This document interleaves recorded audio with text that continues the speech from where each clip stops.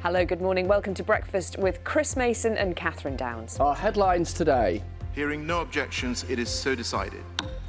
World leaders strike a landmark deal on climate change in Glasgow, but emotional last-minute wrangling leaves some concerned the agreement doesn't go far enough.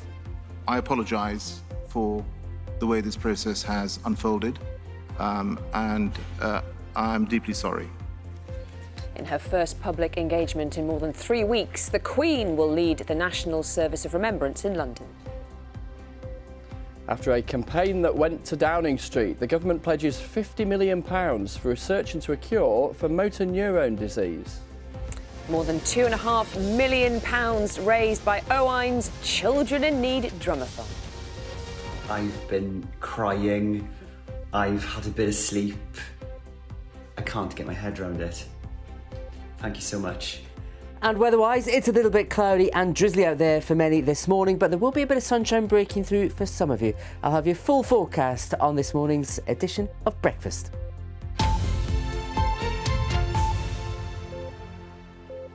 Just gone 6 o'clock, morning to you. It is Sunday the 19th of November. Our main story, world leaders have struck a landmark climate change deal aimed at reducing global warming after 2 weeks of intense negotiations. The Glasgow Climate Pact is the most significant of its kind since 2015, but the pledges don't go far enough to limit global temperature rise to 1.5 degrees Celsius.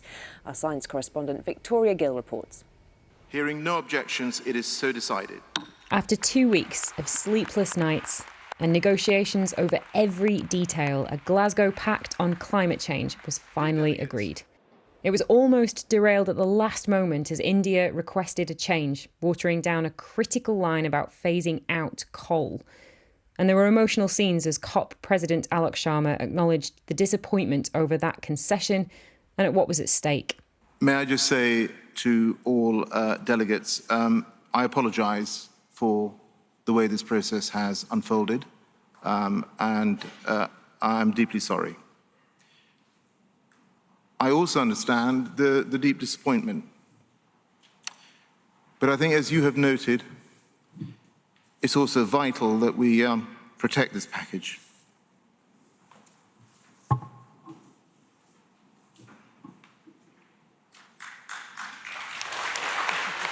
But still, this climate pledge, signed off by 197 nations, has made history. This is the first COP agreement to mention fossil fuels, the very stuff of greenhouse gas emissions. But while Prime Minister Boris Johnson had previously talked about Glasgow being the beginning of the end of climate change, reacting to this deal, he sounded less certain.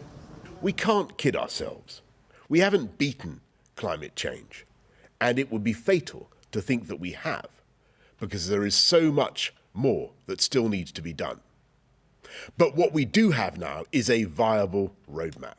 But environmental campaigners who've been watching this process for many years are encouraged by some of the pledges. Climate change and the nature crisis, they're two sides of the same coin. We can't take them apart from each other, and we need to have a response that takes both of those at the same time. So there's great declarations on forests. We've seen some good words on oceans at the same time, but we need to make sure they're really followed up with actions in the years ahead. The real test of what's been agreed to here in Glasgow will be if all those commitments can be acted upon quickly enough, if that political process can catch up with the speed at which the world is warming up. For the most vulnerable nations, low-lying islands facing the most dangerous impacts of storms and sea level rise, this is a matter of life and death. I'm exhausted, but we not only fought a good fight, but we're going to live to fight another day. And we did so much that as a very small island country, I can be deeply proud of. As nations are asked to come back in 2022 with more ambitious pledges to cut greenhouse gas emissions and catch up with the pace of climate change, tired negotiators are already planning for the next climate summit. Victoria Gill, BBC News in Glasgow. Just a quick recap, it is the 14th of November today. I think we're wishing the month away. at this stage on a Sunday morning. The You date thought it was the 19th. reset. Let's then take a look at some of the reaction to the climate change deal. Here is the leader of the Labour Party, Sir Keir Starmer, welcoming the pact, but it said that there were too many promises for tomorrow and not the action that's needed today.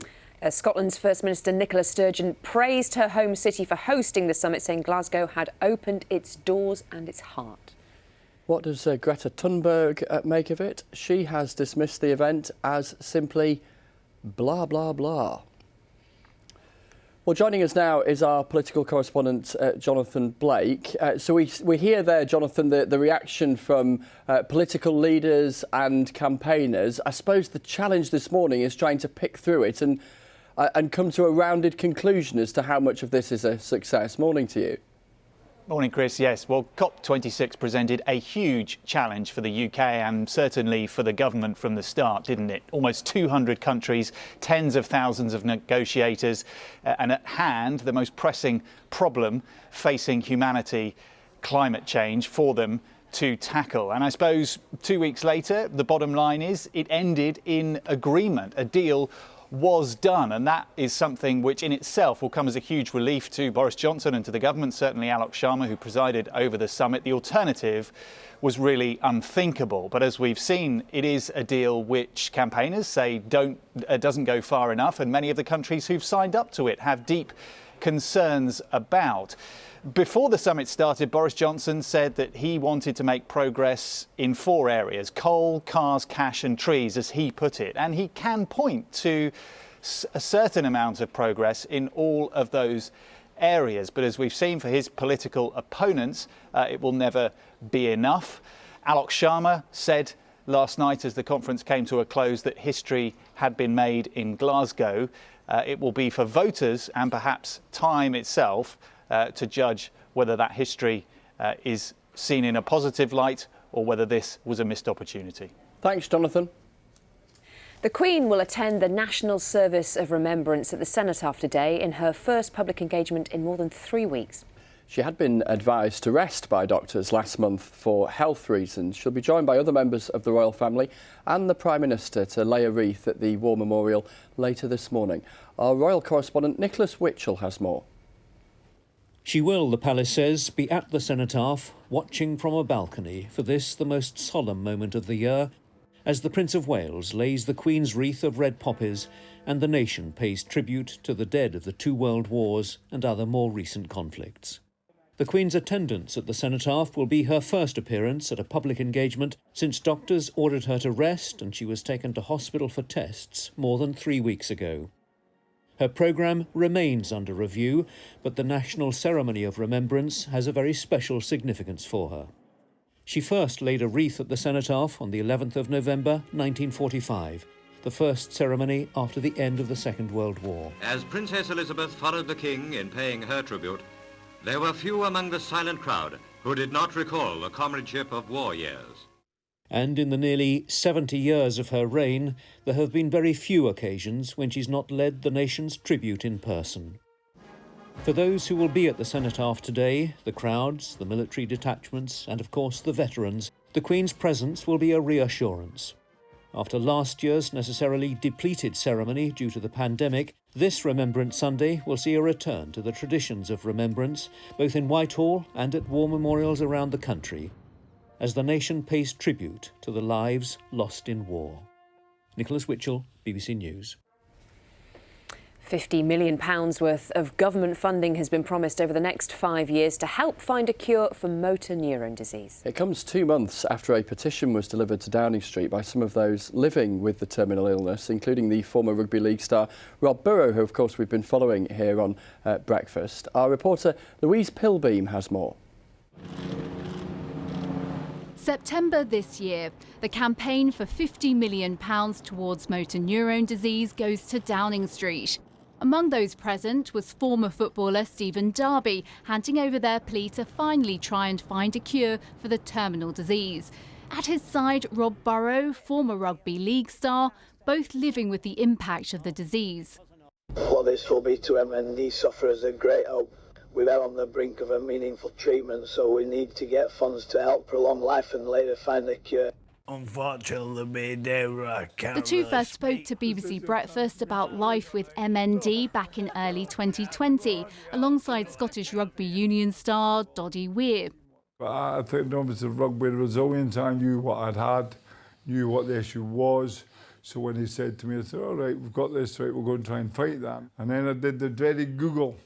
What have I got? What's going on? And it came up, MND, and he kind of go, In the months to come, Rob Burrow would chart the impact of the condition in a documentary. Funding comes for your voice, then it's in your leg.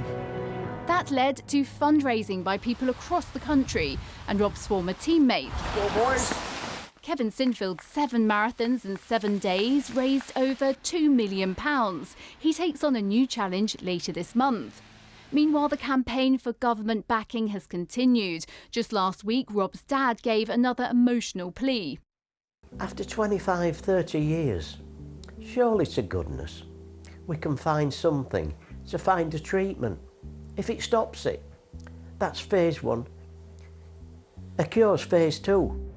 Now the government has confirmed it will provide the £50 million that the campaigners have been asking for.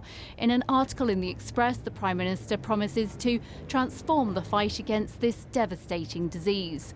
The announcement has been welcomed by the MND Association, which says it will change lives and ultimately save lives. Louisa Pilbeam, BBC News.